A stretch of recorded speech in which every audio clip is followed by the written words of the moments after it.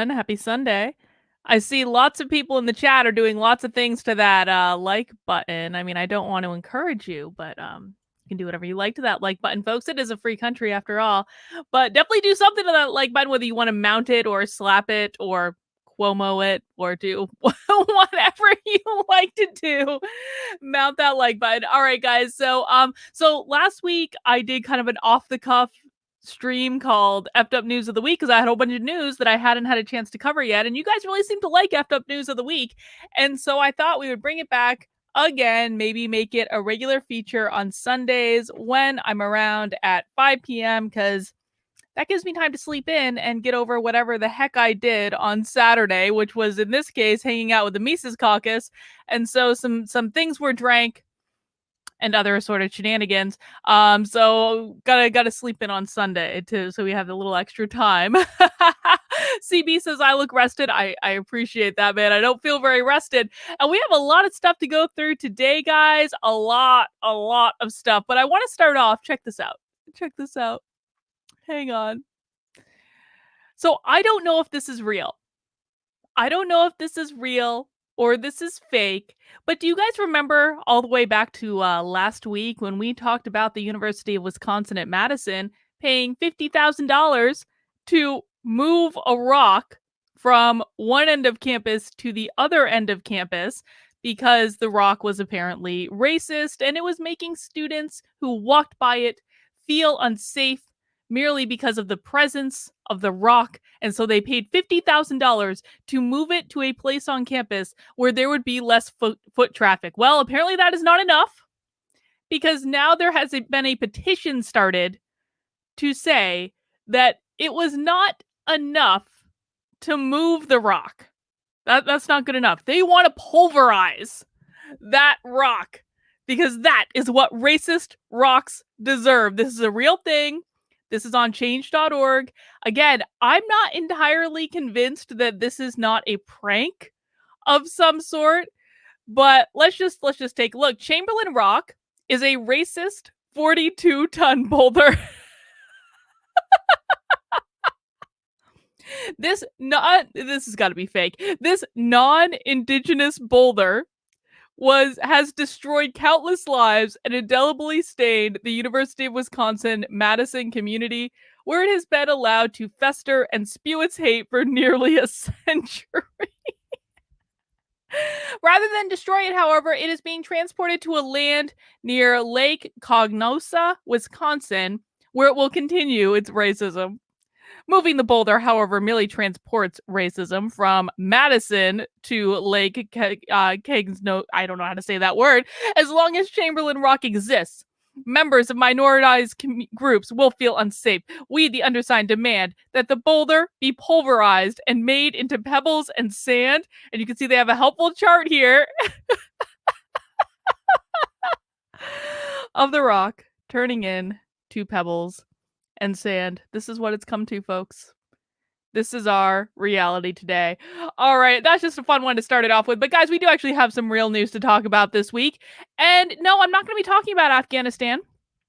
I am not going to be I know everyone is screaming and raving about Afghanistan, and I have mixed feelings about it, I'm going to be honest, but ultimately I have to come back to the fact that we never should have been in Afghanistan in the effing first place. This was always going to happen. It was always going to end this way. Whether we left 10 years ago, whether we left today, whether we left 10 years from now, we never should have been there in the effing first place. And this was always going to happen. And it sucks. It does. I'm not saying it's good. It's a massive military F up. But we never should have been there in the effing first place. So that's generally my position on Afghanistan. A lot of people are talking about it. If you want news about Afghanistan, you can get it many other places. You're not going to get it here because this is for more lighter, or at least more like news that I can mock in some way. I can't mock Afghanistan right now. It's too serious, but that's my position on it. And I want to move on to something else. And the first thing I'm going to move on to is I thought it would be a good day, because I'm already pissing off conservatives by saying we never should have been in Afghanistan in the effing first place. I thought it would be a good idea to piss off conservatives with porn. Yes, we're going to talk about porn for a second. And we are going to look at a video. I'm going to share my screen. I'm going to make sure I can turn on the audio because, hang on, share screen, Chrome tab, share audio. Yes, Ashley Claire, we are offended by rocks. Yes, we are. And thank you to Dragon Water for the super chat that came in before the show that said, mount that like button. And Donna says, I love the asterisk and the spelling of the name rock as if the word is offensive. Ha ha ha. Well, it is a racist rock. All right, guys. So let's talk about porn for a second. Let's talk about porn. So this is, I don't know, do any of you guys watch Eric and Bob Save America, or Bob and Eric Save America? It's with my good friend Eric Matheny. He's like just one of the absolute best guys in the world. I like a really like true, like really, really good dude. Bob is cool too, man. Bob's a little weird, I'm gonna be honest, but he's still a cool dude. They do a great show called Bob and Eric Save America. I definitely recommend you checking it out if you haven't already. And the other day they had on Brandy Love. Now, Brandy Love, as you might recall, was kicked out of the Turning Point Student Action Summit for committing the crime of being a porn star. And then what happened after that is that all sorts of conservatives started to make all these excuses about why she was kicked out. And they were like, she's around children under 18. She's taking photos with children. She's marketing her services to children. How dare she? Oh, the humanity. Of course, we can't allow porn stars near anything that we do. Well, I just want to take a second here. And I want to listen to Brandy's side of the story and Brandy's side about what happened. Let's just take a little listen and let me know if you can't hear the audio for some reason and I'll try to fix it. We moved down to Florida a couple months ago. Probably don't have to tell you why.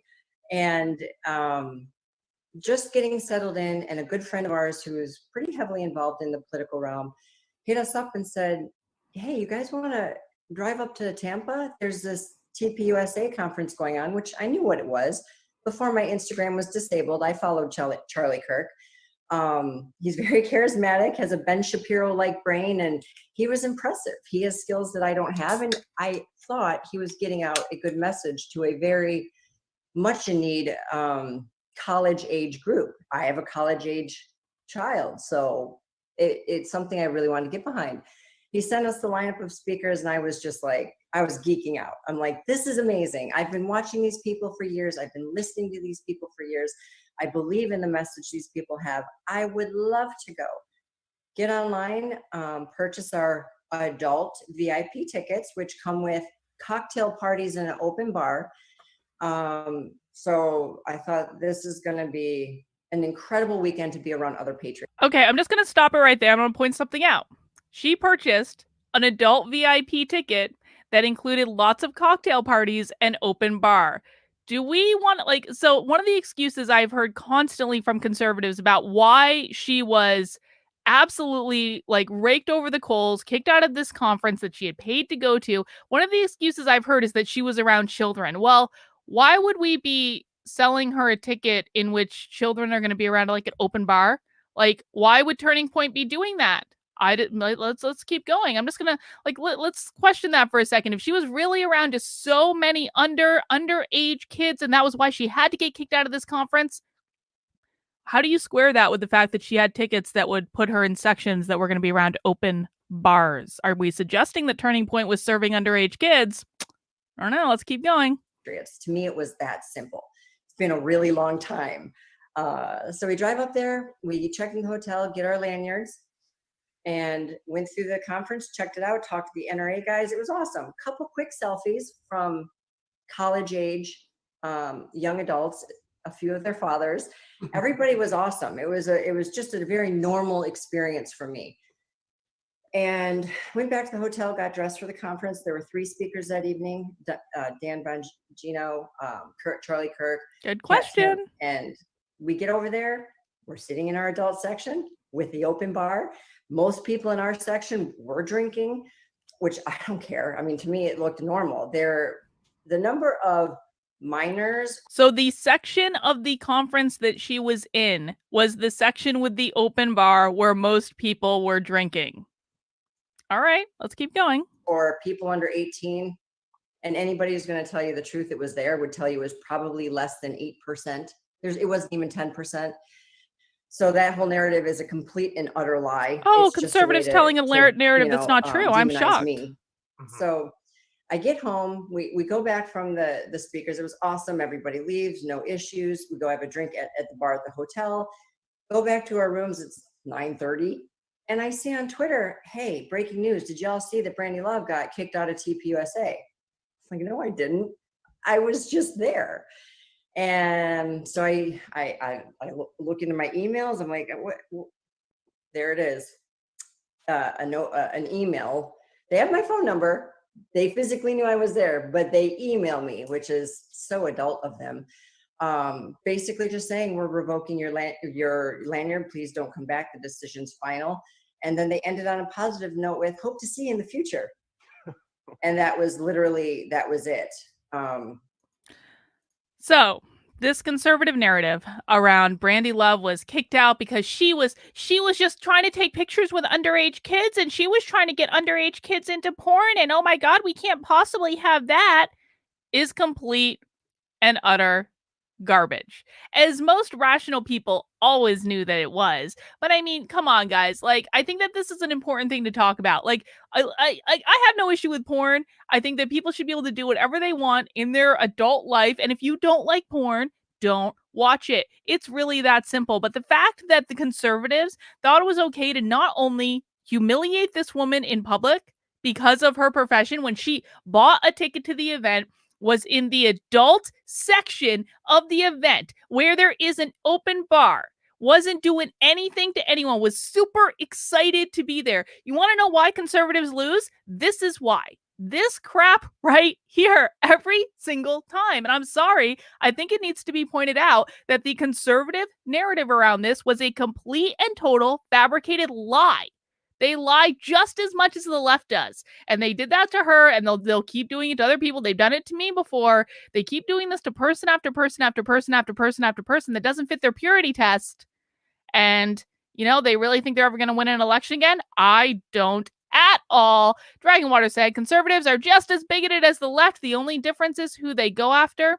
I absolutely believe that is correct. So let's just call that one fact checked. Brandy Love just told us what really happened, in that she wasn't trying to take pictures with underage kids or sell her services to underage kids or any of the other nonsense lies that have been told about her. And a lot of people owe her an apology. I'm sorry. That's how I feel about that. All right. Let's go on. Let's keep going because we got some serious stuff. All right. The first thing I want to look at is Chris Rufo. This week, Chris Rufo is starting a series where he is going to unveil 10 critical race theory training companies from the Fortune 100 company. And he's started off with American Express. In fabulous fashion, lies of credit, American Express tells its workers capitalism is racist. American Express, which made $2.3 billion profit last quarter, invited the great grandson of the Nation of Islam's founder to tell its employees that capitalism is evil. It's part of the credit card giant's critical race theory training program, which asks women to deconstruct their racial and sexual identities and then rank themselves on a hierarchy of privilege. Now, Chris, of course, as he always does, tweeted out some stuff from his account. Let's take a look and see what he's got according to these whistleblower documents. According to the whistleblower documents, Amex executives created an internal anti-racism initiative that subjects employees to an extensive training program based on the core tenets of critical race theory, including systemic racism, white privilege, and intersectionality. And there we've got the first slide. Our framework to promote racial equity. And we all know what equity is code word for, right? What is equity code word for in the chat? And progress. Engage in the difficult conversations and acknowledge the discomfort. Practice reflection and active listening, self-education on how to be a better ally. Foster new, diverse relationships socially. For the team, facilitate and encourage continued dialogue, support education on systemic racism and inequity. Plan racial equity-focused team events and speakers. Participate in Amex affinity groups and GCO diversity events. Yes, CRT, equality of outcomes. You guys got it. For the company, they say they're going to leverage subject matter experts to assess company-wide activities through I'm going to guess inclusion and diversity lens, influence AI principles adoption, and all this other stuff. Let's keep going. First, an outside firm teaches employees to deconstruct their racial, sexual orientation, body type, religion, disability status, age, gender, identity, and citizenship into an official company worksheet, then determine where they stand on the hierarchy of privilege. Let's see. Allyship, committing to ongoing learning and taking courageous action to create more equitable and inclusive world. Marginalized group, any group that is underrepresented, stigmatized, or otherwise undervalued in society. Privilege, a special right, advantage, or immunity granted to one particular person or group. I definitely feel like white people have immunity these days. How do you guys feel about that? Amex then instructs employees to change their behavior in the office based on their relative position on the racial and sexual hierarchy. For example, if a member of a subordinate group is present, employees should practice intersectional allyship and defer to them. Let's see. Key terms and concepts. Amplifying is not an ally. Avoid the pitfalls like giving unsolicited advice or opinions, expecting praise or recognition, and getting defensive. Oh my God. So it's basically saying that if you have too many privilege points, you should never expect to get praise or recognition for anything you do. And if you want praise or recognition, you're just being a little too defensive. Knowing when to speak up involves considering context, such as who is in the room, acknowledging that no situation has a one-size-fits-all solution. This flowchart is a helpful starting place. So basically they're saying like this is how we know whether or not we're allowed to speak up in a meeting according to Amex. Is the impacted person or group present? If not, then your job is to advocate for that group. If they are they speaking up? And if they're not, you need to basically ask their permission. And if they are speaking up, you need to amplify whatever it is they're saying. That is the formula for being a good little ally. Dragon Water says ally means slave. I don't know if I would go so far as to say ally means slave, but it definitely means pod person at absolute best. Let's see. How to practice allyship. Oh God, they've got extrinsic or intrinsic motivation. All right. I should be an ally because other people say it's important. I should be an ally because it is personally important to me. Well, at least they have those two terms defined correctly in this context. I suppose I should be happy about that. To be an ally means to be willing to value justice over comfort. And then they've got the definitions for unconscious bias, systemic bias. In another handout, the instructions for white employees are more explicit. Identify the privileges or advantages you have. Don't speak over members of the Black or African American community. It's not about your intent. It's about the impact you have on a colleague. White employees are told not to utter common phrases such as, I don't see color, we are all human beings, and everyone can succeed in this society if they work hard enough, or they will be considered microaggressors against their Black colleagues. Hang on.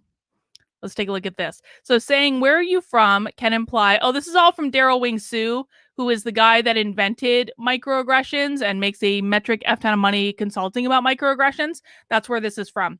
Where are you from can imply your racial ethnic ambiguity confuses me. You are not American. You are foreign. You are so articulate can imply it is unusual for someone of your race to be intelligent. I don't see color or we are all human beings can imply denial of a person's racial ethnic experiences, including barriers faced because of their race and ethnicity. I'm not a racist. I have Black friends can imply an immunity towards racism and unconscious bias, which everybody has. Everyone can succeed in this society if they work hard enough can imply belief in the myth of meritocracy, or that people of color are given extra unfair benefits because of their race, are lazy, incompetent, and need to work harder. Next, Amex invited Dr. Khalil Muhammad, great-grandson of Nation of Islam founder Elijah Muhammad, to lecture on race in corporate America. Muhammad argued that the system of capitalism is fundamentally racist and based on racist forms of domination, reflecting on our history and the American dream. Let's see.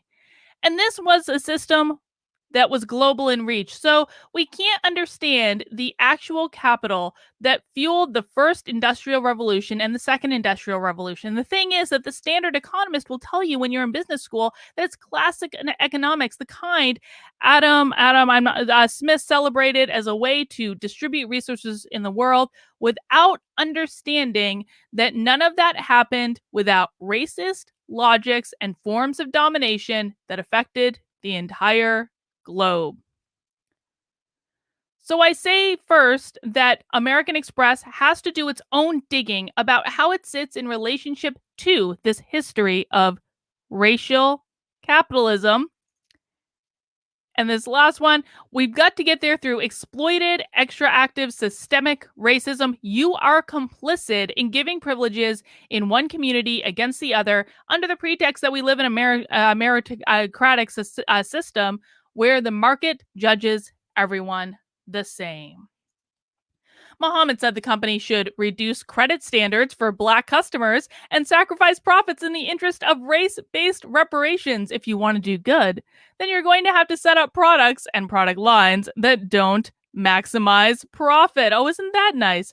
You must be willing to accept smaller profit margins in certain business lines in order to do the kind of work to address societal imbalance.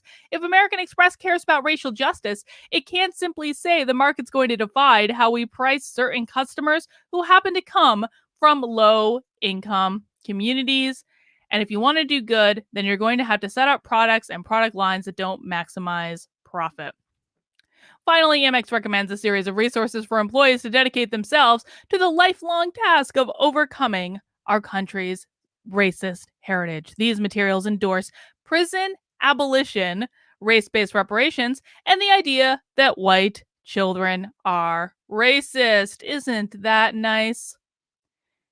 In a foundational session, the outside consulting firm Paradigm trained Amex employees to deconstruct their own intersecting identities, mapping their racial, sexual orientation, body type, religion, disability status, age, gender, and citizenship onto an official company worksheet. Employees could then determine whether or not they have privileged or are members of a marginalized group.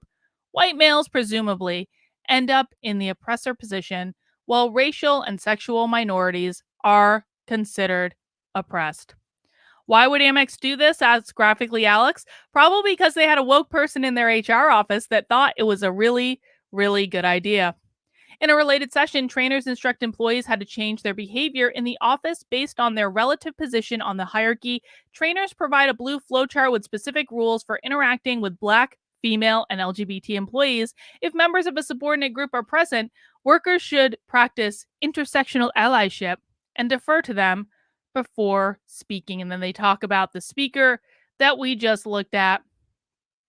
Finally, in the flagship Anti-Racism Initiative training module, Amex recommends a series of resources for employees to, quoting Ibram Kendi, learn about covert white supremacy and dedicate themselves to the lifelong task of overcoming our country's racist heritage. Employees are encouraged to listen to the Beyond Prison podcast, which advocate for prison abolition, a movement committed to eliminating imprisonment, policing, and surveillance altogether. Workers are also directed towards a series of articles that promises to force white people to see and understand how white supremacy permeates their lives, demonstrate that white children become racist before they can speak, and persuade employees that Congress should pass legislation for race-based reparations.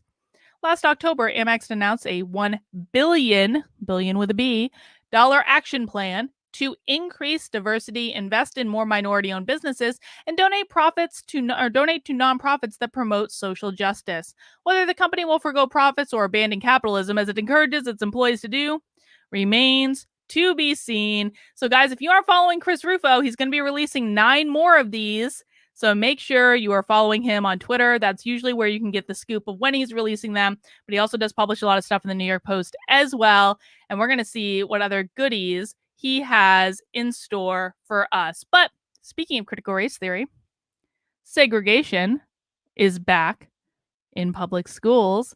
This from the Atlanta Black Star. It was just disbelief.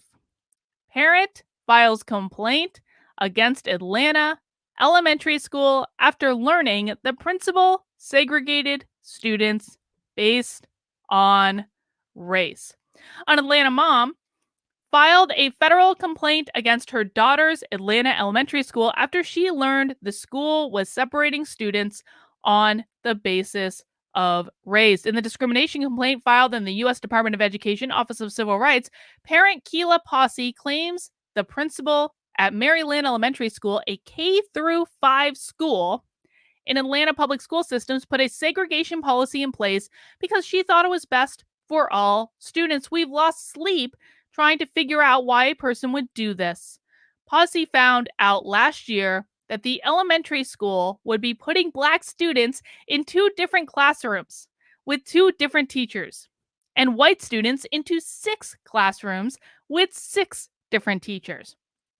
Posse protested that the policy was allegedly put in place by the principal last year. First, it was just disbelief that I was having a conversation in 2020 with a person that looks just like me, a Black woman. It's segregating classrooms. You can't segregate classrooms. You can't do it. Well, one would think that in 2021 we shouldn't be segregating classrooms, but I mean, this is the logical outcome of what they've been arguing this entire time. I mean, like 10 years ago, what were they arguing? Groups that have diversity are the strongest groups, which actually does tend to be true. But now they've argued this so much that they've come around the bend and they've come back to segregation. It's just absolutely crazy. Posse, who is a vice president of operations for a parent-teacher association, according to the school website, first learned of the separation after she contacted Bisco to request that her daughter be placed in a specific classroom with a certain teacher. The principal replied by saying that would not work because the teacher's classroom wasn't for Black students. Wow. Nat D says, "Did you see the Tennessee parents chasing the school board?" Yeah, I've heard about what happened in Tennessee. Yeah. I mean, parents are getting pissed, and can you blame them? Like, this mom just wanted her kid to have a certain teacher, and was told by the school principal she can't have that teacher because that teacher isn't for the Black students. That seems a little bit racist to me. She said, "That's not one of the Black classes." And I immediately said, "What do you mean?" I was so confused. I asked for more clarification. I was like, "We have those in school." And she proceeded to say, "Yes, I have decided that I'm going to place all of the Black students into classes." According to Shields, Title VI of the Civil Rights Act of 1964 says that you cannot treat one group of people differently based on race, and that is what they are doing at Mary Lynn. Posey pushed for her daughter not to be placed in a segregated classroom. I explained to her that she shouldn't be isolated or punished because I'm unwilling to go along with your illegal and unethical practice. In a recorded phone call between Posse and the assistant principal, the administrator confirmed that it was the principal's idea to separate the students. This is why, guys, you always have to record everything. Record everything. Everything. Make sure you know what the laws are in your state regarding the consent required for recording, but make sure you record everything nonetheless, because you want to record it and have it rather than want it later and have not recorded it. I just wish we had more Black kids, and then some of them are in a class because of the services that they need. The district told WSB TV in a statement, "Atlanta Public Schools does not condone the assigning of students to classrooms based on race. The district conducted a review of the allegations. Appropriate actions are being taken to address the issue, and the matter was closed." Well, it's no wonder that we're having problems with school performance. This was leaked, and this happened back in June, but I think it's pretty relevant to what we just read, right? This was leaked out of a Baltimore school. Leaked documents show Baltimore high schoolers perform math, reading at grade school levels because the educators are more focused on race and teaching critical race theory and having segregated classrooms than they are in actually teaching children how to read and write and do math. An alarming discovery out of the Baltimore City Schools Project Baltimore has obtained student assessment data that, and obviously, like the story we just read was in Atlanta. This is in Baltimore. There's 2 different cities. Let's just acknowledge that. But the theme here is the same, which is the failure of the public schools. The data shows some students who could soon graduate are performing at an elementary school level academically. Project Baltimore over the years has heard from many parents who say their children are being pushed through Baltimore City schools without getting the education they need. Julie Gaskins told us back in 2018 that her 7th grader was doing math and reading at a 2nd grade level. Now, Project Baltimore has attained student assessment scores from just one class in high school. The show has how widespread the problem appears to be. iReady is a school systems used to measure at which grade level a student is performing. In Baltimore City schools, iReady assessments are given in math and reading 3 times a year to measure a student's progress. The scores we obtained show some students are performing at 10 grade levels below their age. 10 grade levels below their age.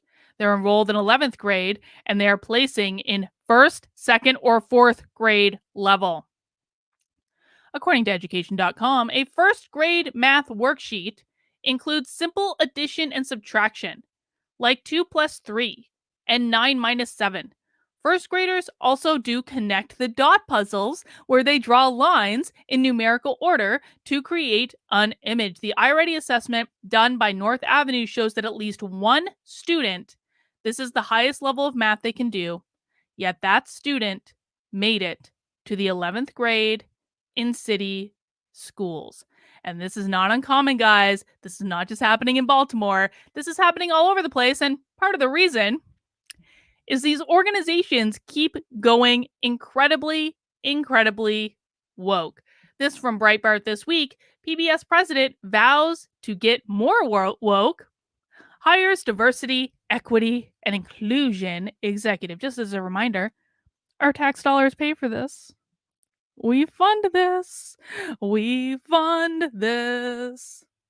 Oh, so crazy.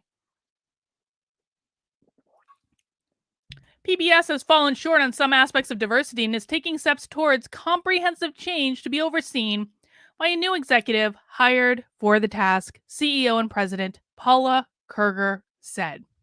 While the measures took into account allegations that PBS favors white male filmmaker Ken Burns and slights viewers of color, they emerge from a deeper reappraisal prompted by the murder of George Floyd by a Minneapolis police officer in 2020. Dragonwater says it's happening in California. What I saw was the early 2000s, and some of these kids were on sports teams. Well, of course they're on sports teams. Why wouldn't they be? I think these are important moments to pause and look at ourselves very carefully. While public broadcasting has a long legacy of attempting to reflect our country and diversity, I think we don't always look very carefully in the mirror and recognize that there may be areas where we're not doing our best. Cecilia Loving joined PBS on Monday as a senior vice president for diversity, equity, and inclusion, reporting to Kerger. Loving has been serving as the deputy commissioner and chief diversity officer for the New York City Fire Department. My goal is to build upon PBS's strong foundation through transparency, trust, and ongoing collaboration with employees and key stakeholders across the public media system, Loving said in a statement.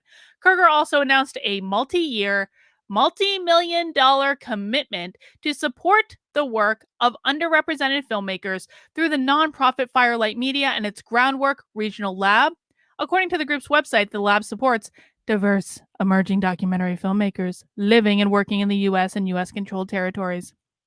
Last year, Kerger said that she respectfully disagreed with criticism from filmmaker Grace Lee, who she had argued in an essay for the Ford Foundation, blah, blah, blah, blah, blah. On Tuesday, Kerger said that her understanding of how PBS approaches diversity has grown since those remarks based on conversations with filmmakers and a variety of stakeholders.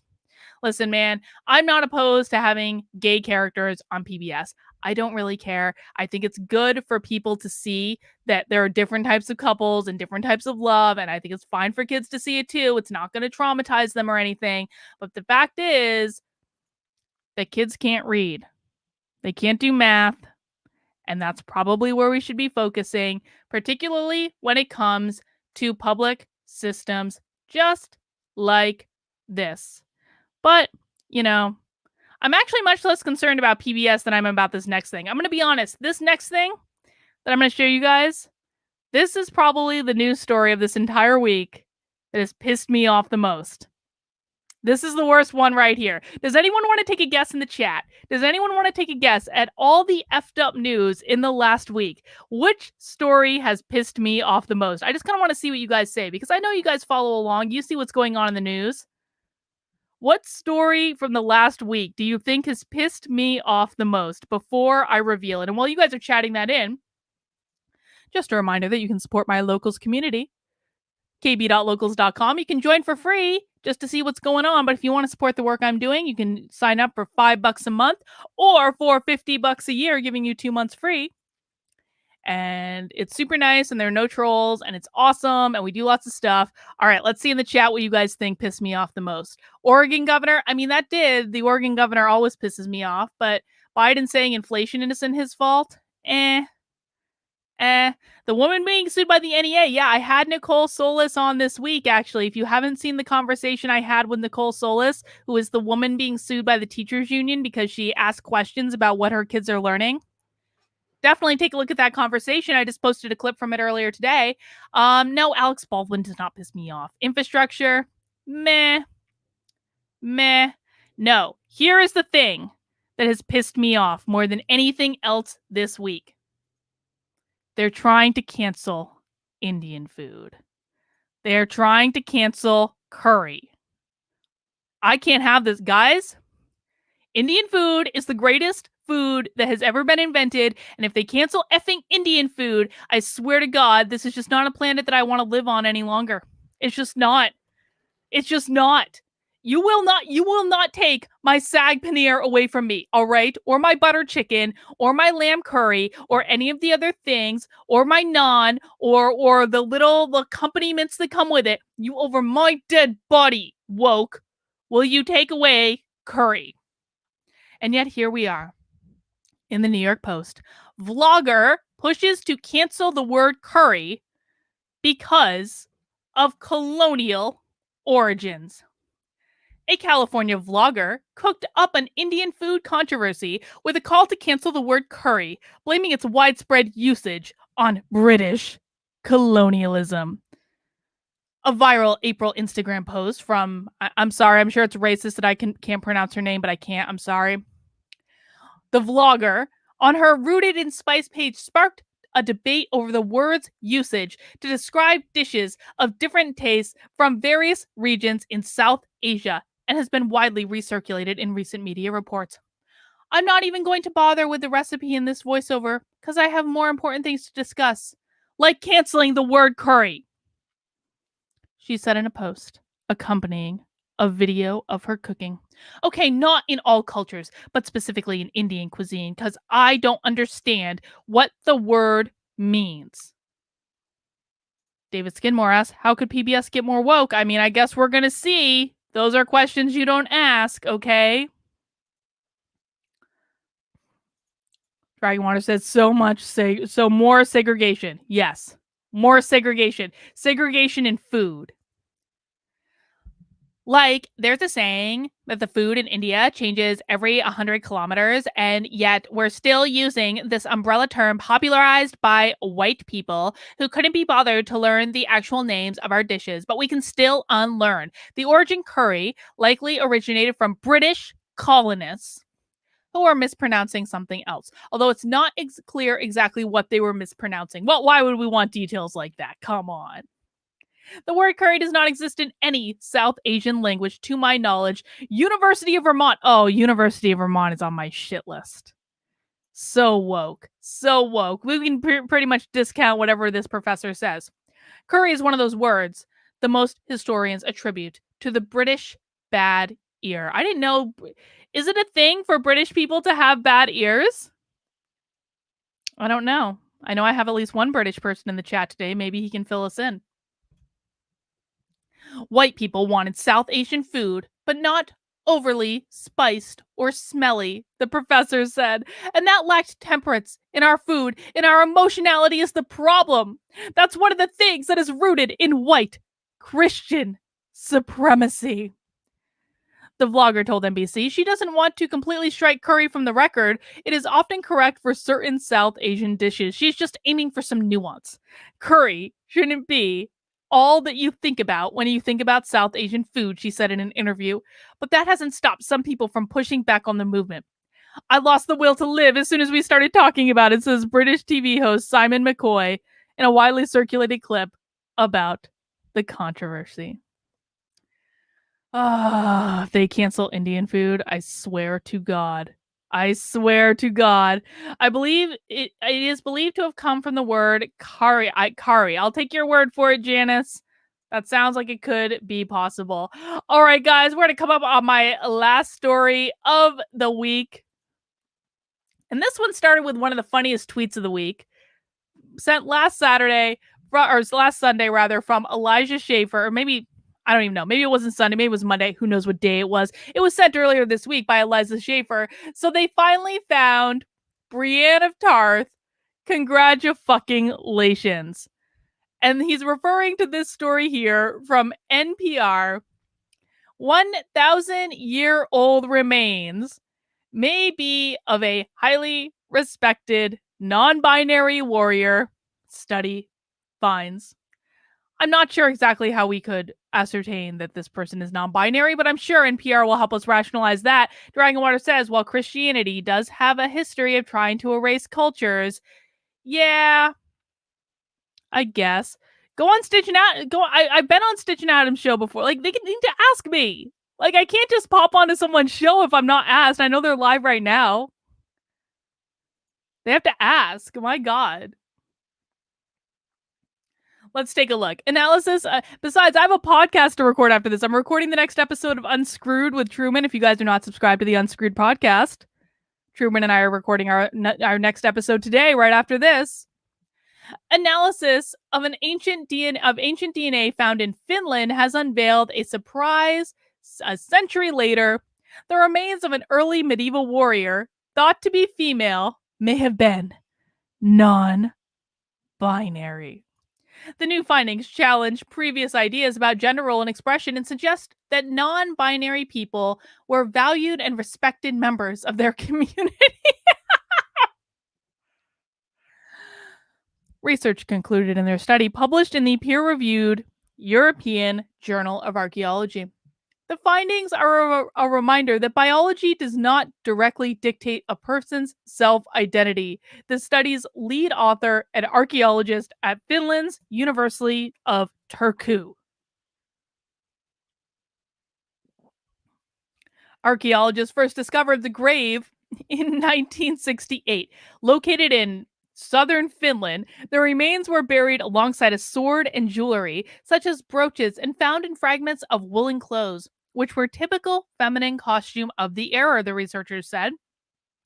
But the use of DNA analysis decades later found chromosomes that didn't match what's expected for males or females. The researcher, based in Finland and Germany, concluded the buried person likely had Klinefelter syndrome and was anatomically male.